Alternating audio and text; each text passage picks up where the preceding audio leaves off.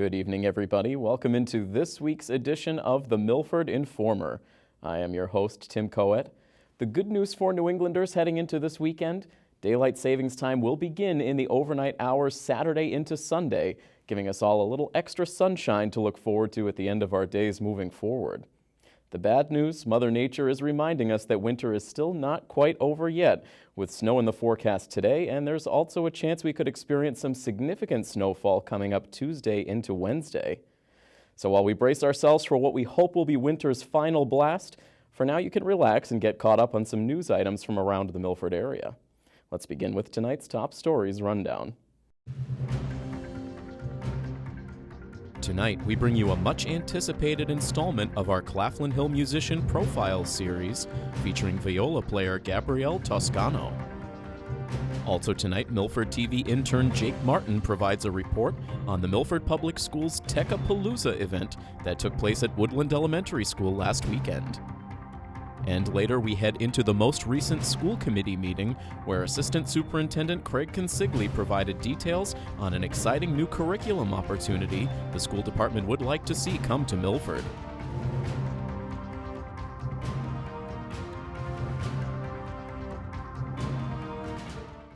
Well, we've been promoting it for the last several weeks, and now that things have finally calmed down on the sports front, we are excited to finally have a chance to bring you the latest installment of our Claflin Hill Musician Profile series.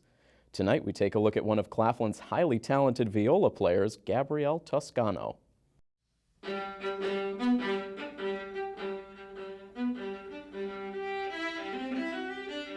My first experience of playing any kind of instrument at first was in third grade through my public school music program, and everybody has to play the recorder in third grade.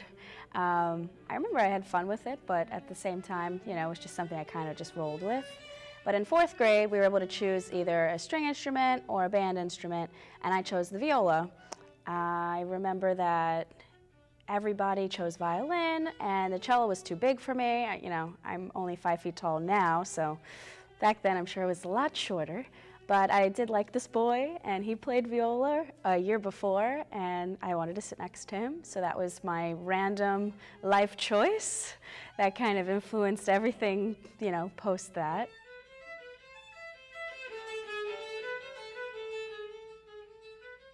I always had a really enthusiastic music teacher growing up. We had a really quirky orchestral conductor, and he called my mother, I believe, not too soon after I started, and suggested for me to get a private teacher. So from that point on, I always kind of had another outlet besides just the orchestral public school music experience. No one really in my family played any musical instruments, although my mother's a big music fan, would always have music blasting, even, from the Doors to the Beatles to Led Zeppelin, some, 70s rock, or Madonna in the 80s. So nothing really classical in my house, but I was in a youth orchestra growing up, Long Island Youth Orchestra. I'm from Long Island, New York. And I, like I said, just always had many different outlets to perform in at a young age. I studied with the same private teacher for several years. She pushed me to, pursue it. And I thought, I always loved children, and I was a camp counselor growing up, so thought it would be kind of the next route to perhaps maybe teach viola or orchestra. When I was probably about a junior or senior in high school, I started teaching one of my friend's little sister's viola, and then I started teaching her friend viola, and then I got my first job teaching at a music store, and in the back they had studios. So my first experience teaching privately, I was probably about 17 years old. So 30 now, and my studio's grown quite large. I have about 35 private students. And I even did that during my undergraduate career at Stony Brook University. So while I was in college, I taught on the weekends, had about 20 students there. And then when I relocated to Boston in 2008 for my master's, I slowly built up another studio, to which now is full-time, 7 days a week. What drew me to Boston was to study with Roger Tapping. He's the current violist of the Juilliard String Quartet. He used to be in the Taka String Quartet out in Colorado. He's just a very warm, he's British, he's very warm and positive, and I just really connected with him. Even on our first lesson, he asked me, would you like to play my viola? I'm like, okay. It's from 1680. Not that I was going to break it, but that was just the kind of humility that he had, just a very genuine person, and I wanted to study with somebody like that. After graduating with a master's degree with emphasis in string pedagogy and a graduate performance diploma from the Longy School of Music in Cambridge, I was teaching throughout those 3 years, and it would just be silly for me to quit my job again and start all over and go back home. I felt like I kind of did the New York thing. For me to actually move to Manhattan and try the whole thing in Brooklyn is still kind of a dream, but I would never be able to do what I do here in New York. I would be sitting in my car in traffic for too long. But besides that, I just love Boston. It's very historic. There's a big music scene. I've met a lot of wonderful people since living here almost 9 years now. And I don't foresee myself moving back to New York. I feel like I've really grown some roots here. Teaching and playing are definitely equal passions. I love that I never get the same result twice when I teach a student. Everyone learns differently. The enthusiasm is always there. Number one thing, you have to make it fun, especially at a young age. And I think that's why I kind of grabbed onto the music train and had to go for a ride, because it was just always something that made me happy, and I was always artsy growing up, drawing and doing that kind of stuff. So yeah, I love teaching and playing. I mean, the reaction you get from an audience is very rewarding. I freelance quite a bit in amongst teaching my studio. I perform for weddings in the summertime. I also play regularly with Cape Symphony in Hyannis. And I also play with some regional professional orchestras, such as in Brockton Symphony, Symphony Nova, Boston New Music Initiative. I'm really big in promoting new music as opposed to the epic composers that have influenced my life. But yeah, I pretty much play all over Boston and the Cape and Milford. I would say I've been playing with Claflin Hill about 4 to 5 years. Yeah. I really enjoy coming to Milford. The community is so welcoming, very knowledgeable and appreciative. And even if we do perform some unknown works, Paul sets the audience up prior and really guides their listening, and I think really makes them appreciate what we're playing even more. Paul Serpine's a great musician. He's an excellent clarinetist. Performed with him before. And he's a wonderful conductor, lots of energy, lots of passion, lots of knowledge. And within the 3 rehearsals leading up to our concerts, we have one starting next week, just planning that week, there's a lot of work that's done and a lot of enjoyment that I get out of it. And just being under his baton is a really loyal, wonderful experience that I share. I think the audience members in Claflin Hill that attend our concerts are very varied. It's not typical older or not even older, but it's just not one type of audience. And I believe that, through word of mouth as well, a lot of people invite others, and it's just kind of a very warm experience every time. Most concerts are pretty memorable when I come here. But one stands out. I believe in November this past year we performed Brahms's 4th Symphony. Brahms is one of my top 2, next to Beethoven, composers that I just live for. And it was the one symphony I have not played, so check on my bucket list. But it's epic. That's really the only way I could describe the piece and the experience. Not only has the orchestra grown, I mean, every piece we play has a different amount of musicians, but this first year was the first time we took a tour to Woonsocket, Rhode Island for our Pops concert, and I think Paul wants to travel a little bit more with the orchestra within the region to broaden our audience, and it's good for us too. And I just feel that we've come, well, I mean, Paul mentioned since I think it was 2001 he started the orchestra. It's just come such a long way, and he also has a youth program, and he's just really given so much back to the community, and I really respect that.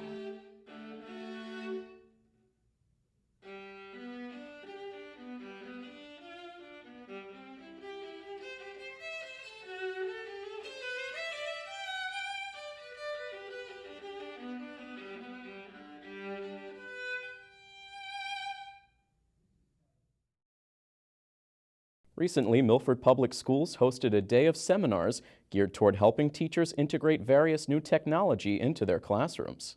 The event was called Tech-A-Palooza, and our Milford TV intern Jake Martin put together the following recap of what took place.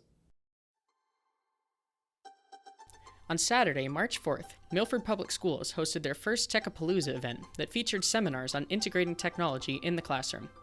We interviewed Memorial Elementary School's Assistant Principal Seth Wood to talk more about the event. Yes, today's Tech-A-Palooza is all about teacher collaboration.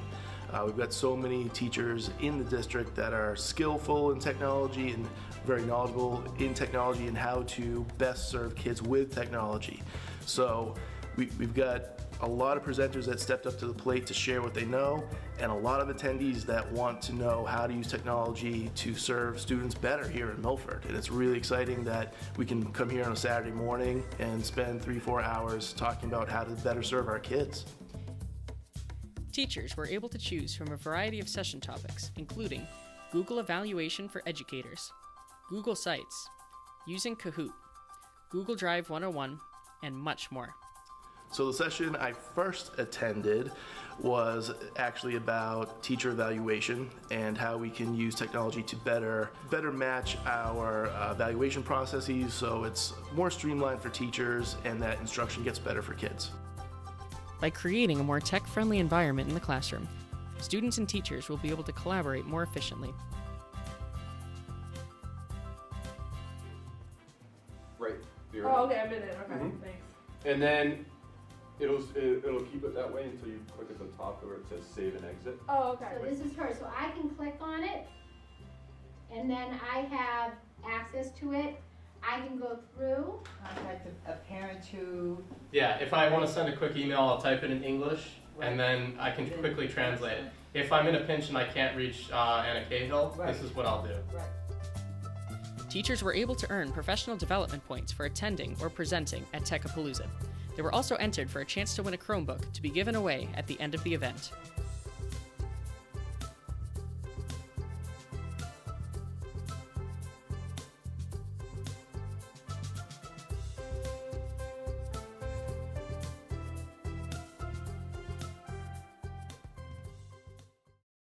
Last week, the Milford School Committee discussed the possible implementation of new curriculum for the STEM classrooms at both the middle and elementary school levels that could lead to some exciting new opportunities for Milford students. Let's listen in on some of the details of the proposed curriculum provided by Milford Assistant Superintendent Craig Consigli. Project Lead the Way's pathways in computer science, engineering, and biomedical science engage students in hands-on activities, projects, and problems, empower them to solve real-world challenges, and inspire them to reimagine how they see themselves. We're looking at this program, Project Lead the Way, to be the curriculum in our STEM classrooms at Woodland and Stacy. If you recall earlier in the fall, we did have the Stacy STEM teachers in, and they were talking about their curriculum. But we're looking at this Project Lead the Way to kind of help them in their curriculum mapping. This program is aligned to next generation science standards and math standards.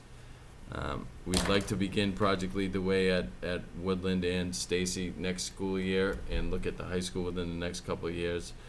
And I think it's important to note too that with the high school, there are 3 different tracks that you could offer. There's, like I said, the computer science, the engineering, and the biomedical fields. And if we create those tracks, then students would be able to have transcripted college credit to WPI or institutions like that. This program is very expensive, and we didn't put it in our proposed budget. However, we're looking at ways to get it off the ground. And one of the things that we did, Wendy Marino, Donna Gomes, Corey Howard, Rich Johnson, Dan Nelson, and I collaborated on 3 different grants to try to make this come to Milford, and we were accepted to the second phase in 2 of the programs. That's the Launch program and the Gateway program, which is the Woodland and the Stacy one. The high school one we weren't accepted for, but truthfully, when we wrote that grant, we wrote it for 2 years out anyways. So we're thinking that's why we didn't get accepted for the second phase. At this point, we have finalized and submitted those grants. If we do get it, what it means is we will have all the professional development that we need, and that includes a week at WPI for all of our teachers that would be teaching it, which is Wendy, another teacher at Woodland, and then the 2 Stacy teachers. They would all spend a week at WPI over the summer. And the other thing is just the startup materials that we would need.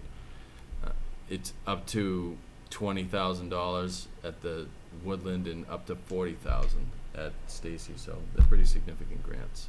There are different phases of the program and different units that you can get into. We're only trying to do 1 unit at each level just to see just that, how much it's going to actually cost us moving forward.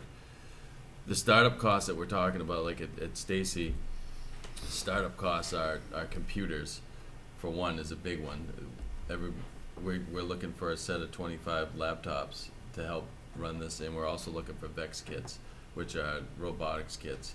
Now, we can run it bare bones and have minimal amount of kits, for example. The problem with that is the way that our schedule is set up. Kids would have to build something for a short amount of time and then take it apart, and then the next group could do it, build something and take it apart. It's not going to work. So we have to see just how it's going to fit into our schedule and how we can offer it so that everyone can access it and not blow up our budget, obviously. Right. Also. But these grants have the ability to fund the startup of the project the way you want it done. Yeah. Okay. And what is do you have an anticipation of what ongoing costs may be for something like this? Just so we know what we'll be facing. We're hoping, and I say hoping, based on what we looked at, that it could fit within what they're already budgeted for. I'm just not 100% sure. Okay. So. Yeah, if we could get some clarity on that as we continue to go forward, that's going to be important. And I think we're going to get that when we, if we figure out if we went through the second phase. So. Okay. Any other member? Yeah. Yeah, I just want to say thank you. I think that we all felt, clearly it came from the teachers, but I think we felt it too, that there was a need for more.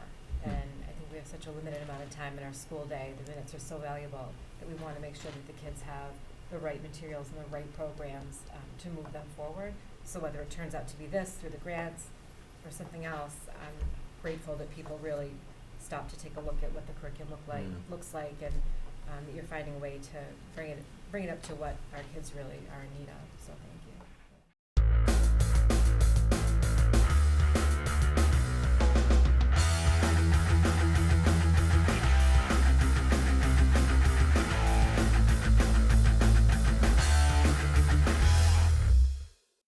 We don't have much for you in the way of sports this week now that our game coverage is on temporary hiatus until spring sports begin.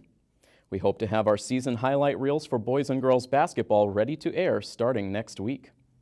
As for the 2016-17 spring season, we expect our game coverage to debut on April 3rd with the much-anticipated home opener for the Lady Hawks softball team. We will be focusing our coverage on softball and baseball throughout the spring, and we're hopeful to add in some coverage of the boys volleyball team as well.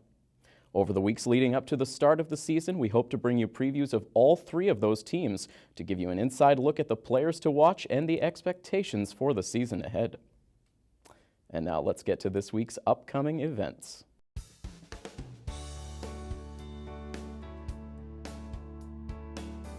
Coming up on Saturday, the MA Department of Developmental Services, the Kennedy Donovan Center, and the Milford Family and Community Network are teaming up to host the 23rd Annual Family Fun Fair. The event will feature interactive exhibits and information from community and educational programs, healthcare professionals, social services, and much more. Other highlights of the day include a magician performance, interactive story time, face painting, and refreshments. The Family Fun Fair takes place this Saturday, March 11th, over at the Milford High School cafeteria from 11 a.m. to 2 p.m. The event is free and open to the public. Coming up on Thursday, MyFM 101.3 will be presenting their annual Butch Moore You Touched Upon My Life Award. This year's honoree will be John Fernandez, who recently stepped down as state legislator after 10 years of representing the greater Milford area. The award presentation will take place in conjunction with the Milford Area Chamber of Commerce St. Patrick's Day Business After Hours Gathering. The event will take place on Thursday, March 16th at Scioli's Pizza Bar beginning at 5 p.m. To secure tickets to the event, you can contact the Chamber of Commerce at 508-473-6700. And coming up next weekend, the Milford High School Theater Workshop will raise the curtain on their spring musical. This year, the workshop will be performing Guys and Dolls, a classic musical comedy from the golden age of Broadway. There will be 3 performances of Guys and Dolls, all taking place inside the Milford High School auditorium. Evening performances will be held on Friday, March 17th and Saturday, March 18th at 7 p.m., and there will also be a matinee performance on Sunday, March 19th at 2 p.m. Tickets are $10 for adults and $5 for students and seniors, and all tickets will be available at the door.